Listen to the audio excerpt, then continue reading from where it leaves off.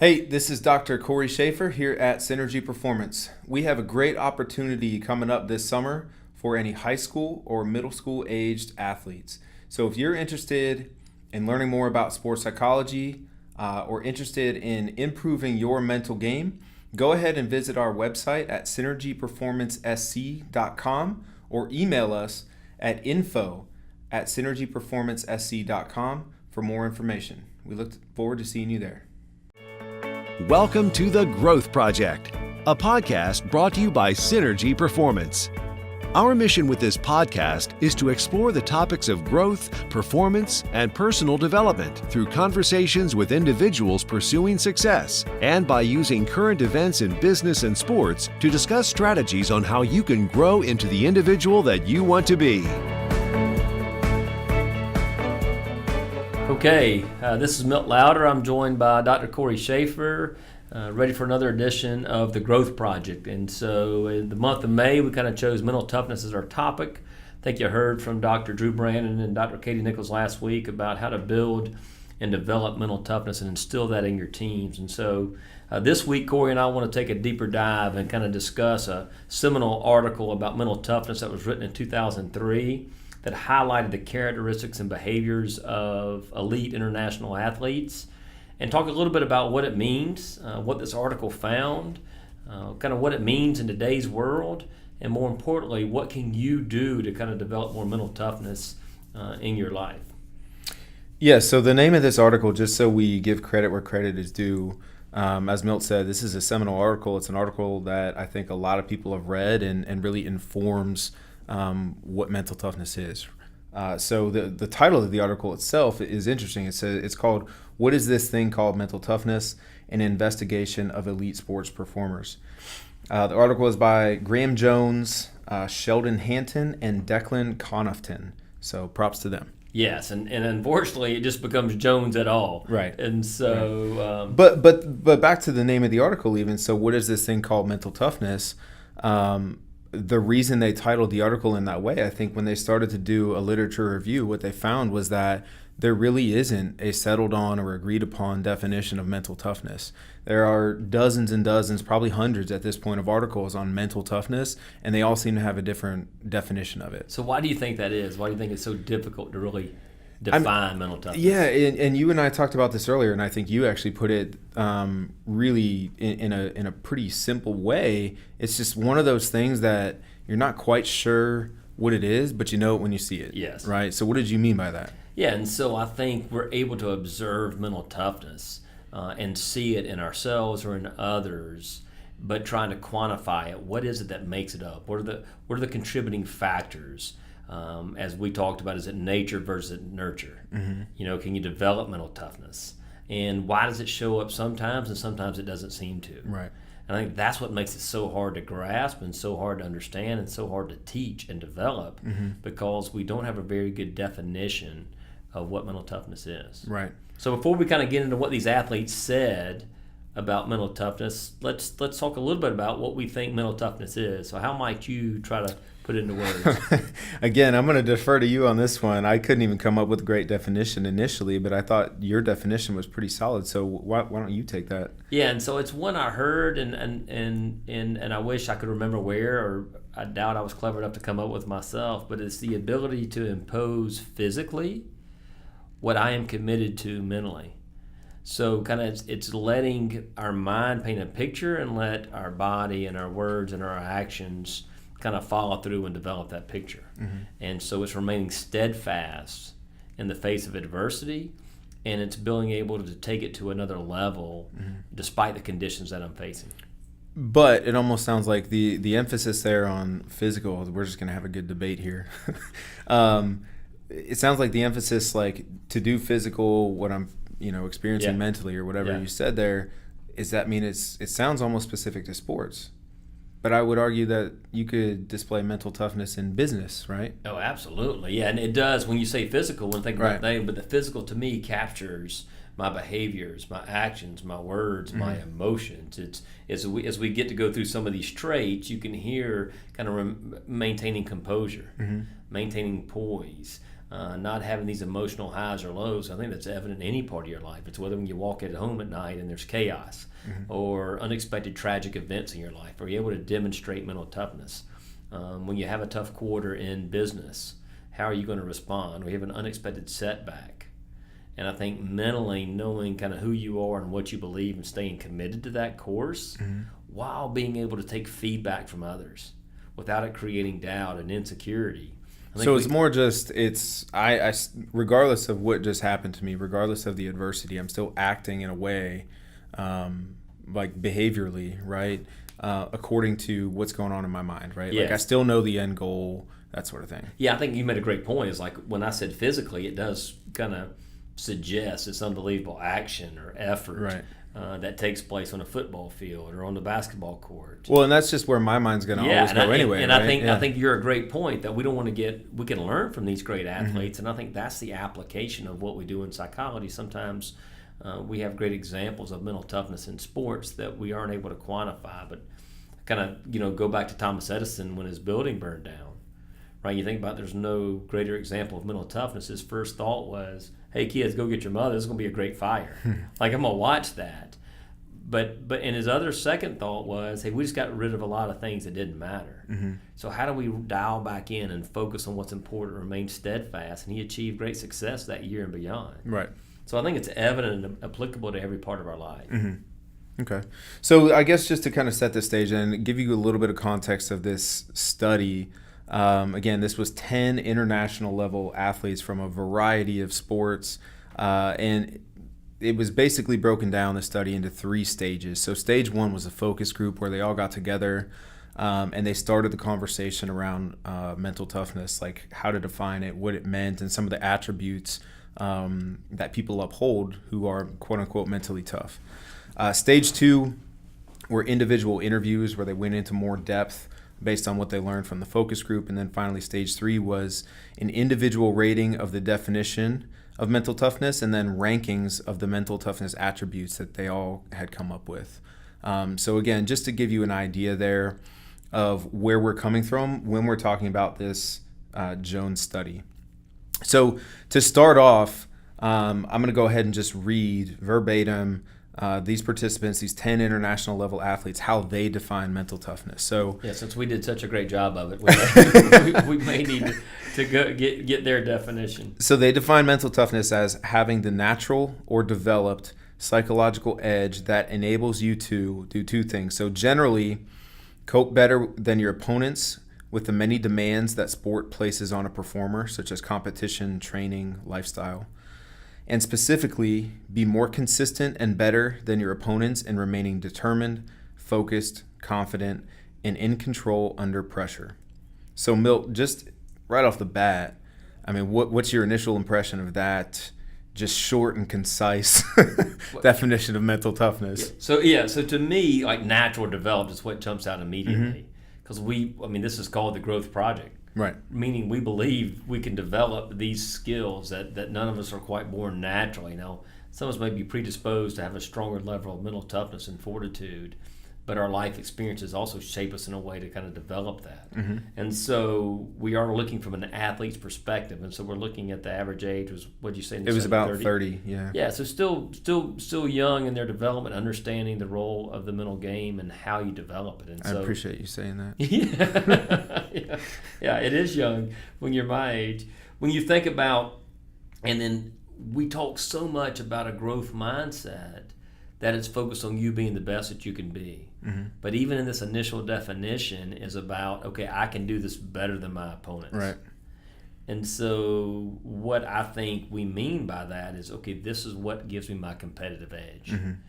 And I believe that it creates separation for me in how I think and how I train and how I take care of my body. It's, okay, what creates my competitive edge?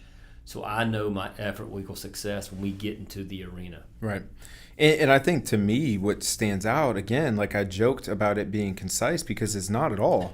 And I think that just proves our point of how difficult it really is to kind of summarize what it is we're talking about, right? Like how unique this quality or this characteristic is, because they even had to break it down into 2 areas. Like this general, on one hand, very generally speaking, it's this. but more specifically, it's this, right? Like that to me is kind of fascinating. And again, it just shows like this is not some simple, like you said, easily quantifiable characteristic. Yeah, so what I would challenge our listeners right now is hit the pause button after I ask the question. So don't hit the pause button yet. And so after I ask the question, kind of just hit the pause button and say, okay, what is my definition? Mm-hmm. Like how have I thought about mental toughness in the past? When and I think what you're going to find, you're going to go to examples in your life when you've displayed mental toughness, Right. and examples of life when you have not. Mm-hmm. And so see if you can do a better job than us of kind of trying to figure out what is mental toughness in my life. What does it look like? And then let's add to that foundation of knowledge that you've created. Yeah. And I mean, even as we continue to talk through this, like, it's hard for me to just come up with a simple definition, you know? The one word that comes to mind is just adversity, right? Like, how are you responding to it? Yeah. All right, so Milt, let's go ahead and get into these attributes. And again, these are rank ordered from 1 through 12 through the lens of these international level athletes. So go ahead and start with number 1, and I'll go number 2 and so on. Okay, number 1, having an unshakable self-belief in your ability to achieve your competition goals. Number 2 is bouncing back from performance setbacks as a result of increased determination to succeed.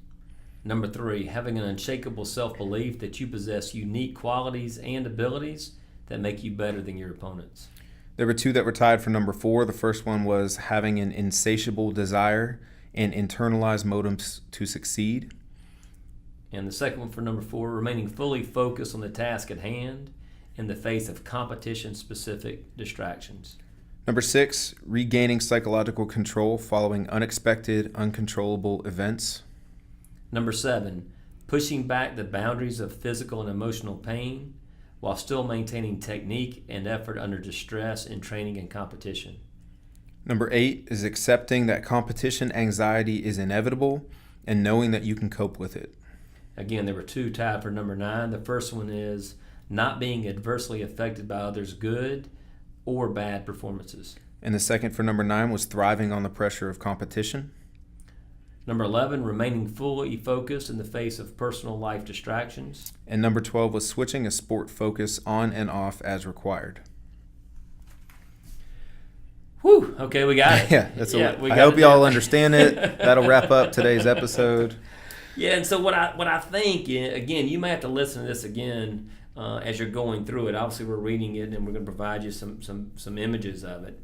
But what we're going to challenge you to kind of walk away with is thinking about, hey, what do these mean? What do these mean to me? What am I doing well right now? What am I not doing well? To kind of continue to improve your life and your ability to deal with success and failures that comes your way. But I think also what we want to do, Cory, is maybe go with the top 3 today. Yeah. I think we're going to focus in on those top 3 again. That's how the athletes ranked them through their eyes. Those were the most important. And so let's start with number 1, having an unshakable self-belief in your ability to achieve your competition goals. So Milt, what do you hear there? Maybe give us an example. Yeah, so what I think is so important, that kind of sums up to us what we have said all along, like self-efficacy. Like, I believe I have what it takes to be successful is one of the strongest characteristics of a growth mindset. Mm-hmm. And it's one of the best predictors we found for success in life, in business, in sports. And so to kind of look back at this article and realize that these international elite athletes recognize that I have this unshakable self-belief in my ability to achieve my competition goals, that no matter what, I believe I have what it takes. Mm-hmm. And so if you're working with an angle from position of strength, then you're going to kind of, all these other things kind of follow from that. Right. Like, you have to believe it before anybody else will. Mm-hmm. And I think what the best example I can think of is Coach Sweeney at Clemson. Like, from day one, in front of every team meeting, he brings in a little wooden thing, and it says "believe" on it. And the story that I like to drive that home is when he was being interviewed for the job. He'd never been a coordinator, and he was interviewed for the head coaching job after an interim 5 or 6 games. That wasn't great. And the board of trustees were interviewing him, and they said, Coach, we want you to build a program like Florida, like Ohio State, like Michigan, like Texas, meaning those programs that have done well on the field and off the field. And he said, well, I'm sorry, I think you have the wrong man for the job. And one of them said, you don't believe that you can create a program like that?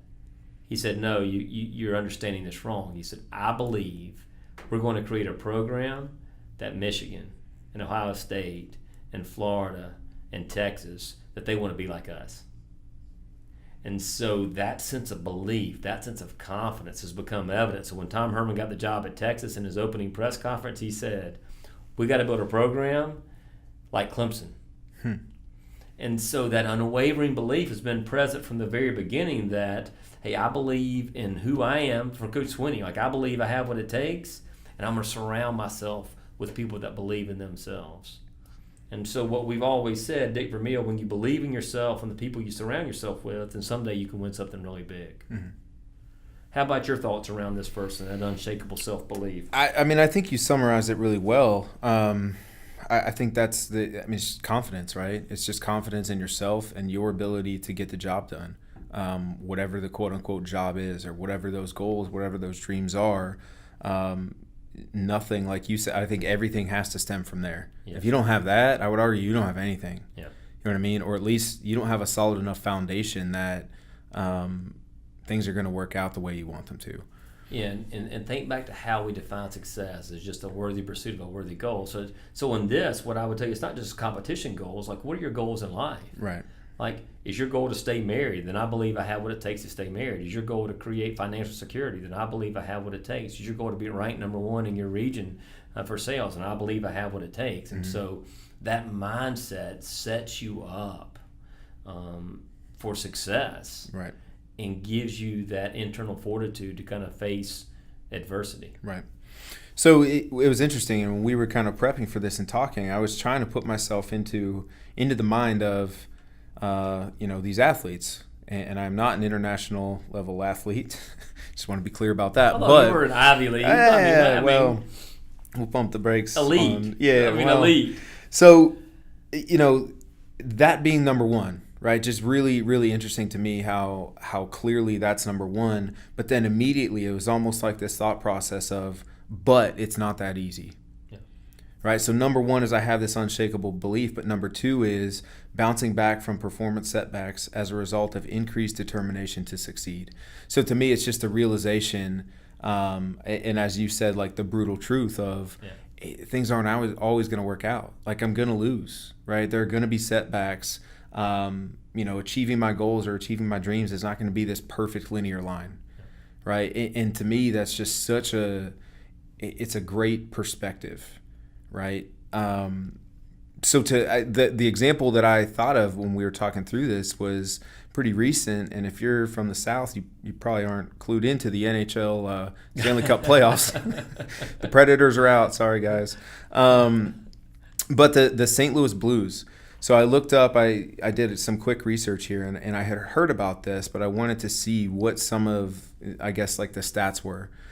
So the NHL season runs roughly from October, and the Stanley Cup playoffs are, wrapping up now. The Stanley Cup final. So St. Louis Blues, Boston Bruins will start this week. On January 3rd of this year, the St. Louis Blues were in dead last in the entire league. Not their division, not their conference, the entire league, dead last place. Okay? At some point, they switched over to a rookie goaltender, which I don't think a lot of people initially, like if you read that, would be like, oh, they're going to the Stanley Cup. Yeah. They replaced their head coach in November. So they fired their head coach, had a coaching change. And then this one I threw in here, I thought this was just amazing. 25 of their final 41 games were on the road. Wow. And here they are today or tomorrow, sometime this week, about to start Stanley Cup finals, right? So to me, that is bouncing back from performance setbacks as a result of increased determination to succeed, with the combination of, what you said before, this unshakable belief that we can still get the job done. Yeah, because if you believe that, right, we can get it done, then that fuels you, that motivates you. You believe you have what it takes. But if that wavers and you face setbacks and your first thought is, I can't do this, then that leads to helpless and hopeless. So it's no reason to try. Right.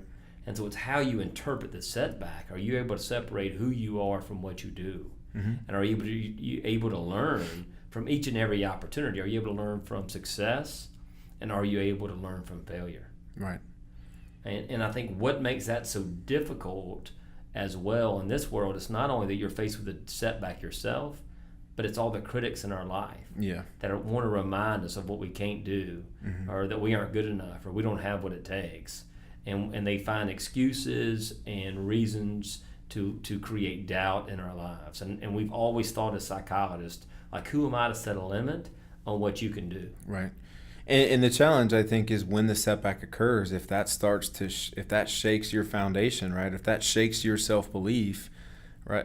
I mean, who knows what happens from there? Yeah. Right. And I think you're gonna have doubt. Sure. I think we all live with doubt, but it's like, how quickly can I get back? We go back to that definition, right? Can I find a way to remain determined, focused, confident, and in control under pressure during setbacks?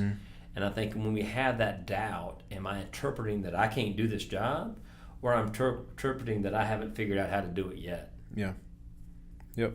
And so I think part of that too is just, okay, taking the setback in, but sticking to the process, right? Like staying on the road, not taking another path. So not letting the setback kind of dictate or determine not my mindset, but also what I'm doing, to keep preparing, to keep trying to get better. And that's the growth mindset. Yeah. Are you willing to have the courage, as Jim Collins says, to face a brutal truth while maintaining an unwavering belief? And so a lot of our job in this field of performance psychology is reminding people to be who they are, reminding people that they have what it takes, reminding people to say, here are the reasons to believe. Here's the evidence that suggests you have what it takes. You know, I would challenge you personally for dads out there to kind of, your role is to help your children believe that they have what it takes. And that transcends into business as well as into sports. But then also in a way that we're going to face a brutal truth. And are we able to separate ourselves from that setback? And I think that's what we've noticed in our world, that the teams and the business leaders and the athletes who are able to face a brutal truth without facing setbacks, Right. I think that's how those are the ones who are able to respond and not only achieve at a higher level, but feel better about who they are. Yeah. Right. So I guess for the sake of time here, we'll move on to number 3. Number 3 is, again, is having an unshakable belief. So there's that phrase again, that you possess unique qualities and abilities that make you better than your opponents. So Milt, we had a little conversation, debate, if you will, to kind of prepping for this. So why don't you tell us why? See, so when we read it, and I said, yeah, it's amazing to me that they're talking about being better than your opponents. Because we believe a growth mindset is, hey, we're striving to be the best that we can be. And so we talk about, when I focus on my opponent, I'm focused on things I cannot control. Right. Which increases my anxiety, decreases my confidence, and usually leads to a poorer performance. Right. But I think as we think about that, this is what I do, and this is what I do really well, and this is what creates my competitive edge, then that belief is that my effort will equal success. That I believe I have something that's going to make me win, that's going to help me perform at a higher level in this competition. Right. And again, we are talking about sports, and there is an opponent. Yes. Right. And it's just the belief, like you said, that, hey, I believe that what I do or what I have in the context of this sports setting, like, it's enough to get the job done here. Right. That's kind of what comes to mind for me. It's a little bit of like trusting your training. Yeah. Right. And believing that, hey, I've trained for this, I'm prepared for this, and because of that, I can beat you. Right. Like, I don't think that's too much of a fixed mindset. I think that's really, it is aligned with a growth mindset, because it's about my preparation. But the reality is, like, I'm competing against somebody here. Yeah. And whether it's on the athletic arena in that realm or in business, right? Your competition is probably pretty good. Right. Right. But if we try to play their game, if we try to play by their rules, that's a fixed mindset. And we compare ourselves from a position of weakness, meaning like they're better than me. which creates that doubt, which is not an unshakable belief. But if we acknowledge, they're pretty good, and they're talented, and they have a plan to win, but here are the reasons for that we can believe in ourselves. Right. Here's the reasons that I believe I have what it takes, and I'm going to go fully commit to that game plan. I'm going to trust my training. I'm going to trust my preparation, and I believe that my effort and commitment will lead to success. Yes. And whether that's in sports or in life or in business, I think that's what. So it's like we're in it to win it, and so there is competition. Yeah, absolutely. And there was a good example of this recently. We were talking Brooks Koepka. Yes. The recent articles have come out about him as just winning his fourth major in 4 of the last 8. Right, and they're talking about like why this is and how he can do that. And sure, there's a physical piece to it, like big strong guy, hits it well. But in his mind and in a lot of the players' minds, a lot of it is just kind of his mindset that he's better, and that he's going to get the job done, and he's got something about himself. He actually, I believe there's some quotes that he says part of his attitude, his mindset is like, let everybody else care, right? Let everybody else make this major something bigger than it is. But in his mind, it's just golf, right? That's his unique ability is the moment isn't too big for me. Yeah, and I think Jack Nicklaus said that he thought the majors were the easiest ones to win because half the field is scared to win. Right, and I think that's what Koepka is displaying. Yeah, and Brooks has taken it a step further in terms of like there's a very limited people that he thinks can beat him, and out of those people, some aren't going to play very well. Right, and so he feels this is why I'm going to be successful. Right, and determined to stick to his game plan and not try too hard to win, but believing that he can win. Right. Yeah, no, I think it's just a great example and a very recent example of exactly what number 3 here, possessing those unique qualities and abilities. I think that's it. Yeah, and if you don't believe it, as we said, nobody else will. Right. And but people love to maybe call him arrogant or call you, along those lines. But Right. It's walking with his confidence. It's not minimizing other people, diminishing their ability or their talent or their effort. It's believing that my process will lead to success. Yeah, absolutely. Okay, a lot of great information.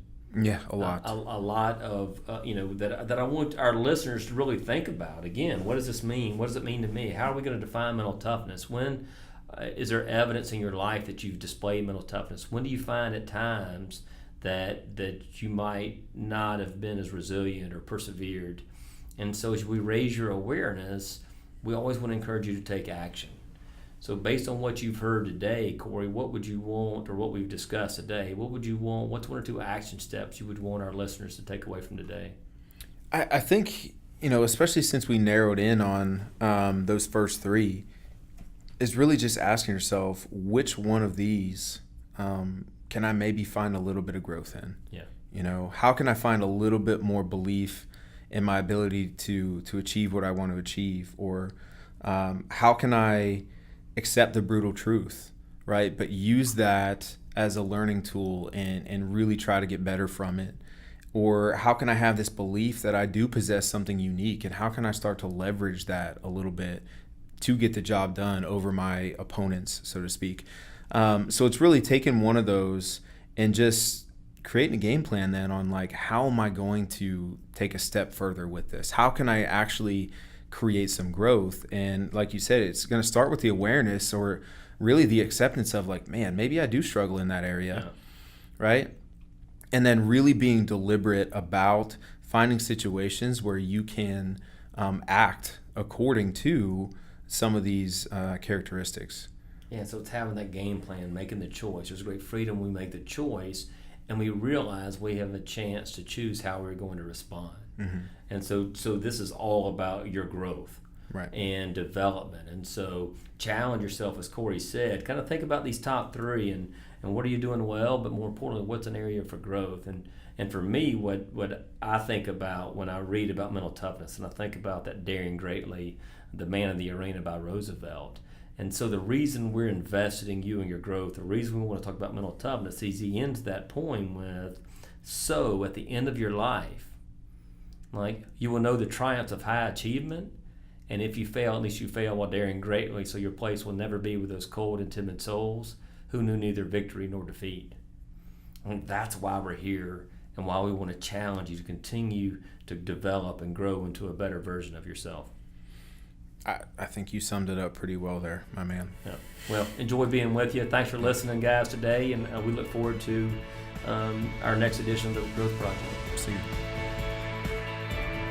If you're interested in learning more about what we do, visit our website at synergyperformancesc.com. Join us next time for more relevant topics on The Growth Project.